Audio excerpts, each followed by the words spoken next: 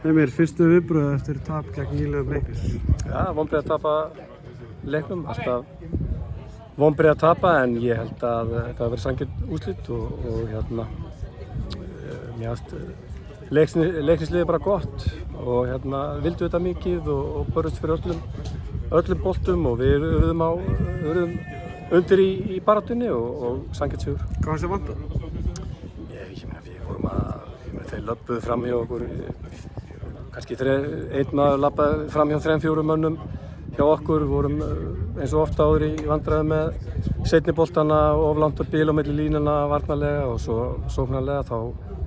gekk þetta bara hægt og við vorum ekki að skapa okkur mörg færi í þessum leik og það er áhyggjuefni fyrir okkur að eftir leikinn á móti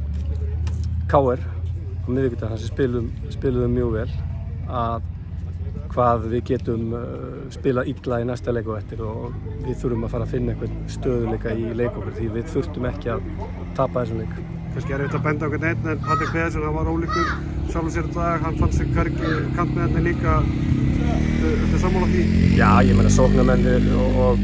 sóknarlega, það er nú reynda 10 menn sem taka þátt í sóknarleik stundum 11 og við eins og sást í þessu leik þá vorum við ekki að skapa okkur mörg færi, það var aðeins í restina þegar Haukur Páll var kominn fram og við vorum að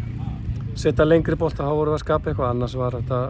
ósköp lítið sem vorum að skapa. Tap gegn IA og tap núna í kringum þessu Evrópuleiki, heldur að þessi Evrópuleikir og erfið útreið þar hafi haft áhrif á sjálfstraust leikmanna? Nei, ég meina Evrópukeppni var fyrir held ég 10-12 dögum og við spiluðum góðan leik á móti KR á miðvikudaginn, hefðum átt að nýta okkur þann leik og byggja ofan á þetta, þannig að Evrópukeppni hefur ekkert með þetta að gera en það er hins vegar ljóst að við þurfum að fara yfir þetta og líka í ljósi þess að við erum búin að eiga töluvert af möguleikum að koma okkur í góða stöðu á toppnum og við höfum ekki verið að nýta það nógu vel. Kælega og kemur inn á sem varumæður í dag, þannig verður samningslaust þetta tímabilið, hefur áhuga á að halda honum innan félagsins? Já, við bara klárum þetta tímabil og svo setjumst við yfir málin þegar tímabilið er búið. Takk. Sömuleiðis.